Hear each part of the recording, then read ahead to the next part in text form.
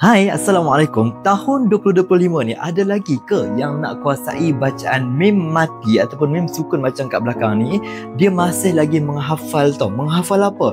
Apa tu izhar, apa tu ikhfa dan juga apa tu idgham. Ada lagi ke yang masih macam tu? Kalau ada yang masih macam tu, saya nak tanya, mudah ke senang buat macam tu?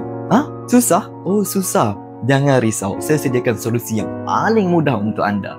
Sebenarnya bercakap tentang hukum mim, kita just nak tahu benda yang paling penting ialah kat mana satu kita nak kena baca dengung, kat mana satu kita nak kena baca jelas. Jadi shortcut dia macam ni je. Bila baca Quran, nampak huruf mim mati yang di atasnya ada tanda sukun macam ni, maka kita baca jelas. Apa tu jelas? Jelas tu maksudnya tak dengung. Kemudian sebelahnya tiba-tiba baca lagi, nampak huruf mim mati yang atas dia kosong, bawah tak ada apa, atas tak ada apa. Yang ni kita baca dengung. Sebenarnya macam tu je, dia tak adalah memeningkan sangat. Cuma masalah kita ni tak belajar fungsi simbol-simbol dalam Al-Quran yang menyebabkan kita terus nak menggunakan cara lama yang nak kena hafal satu-satu.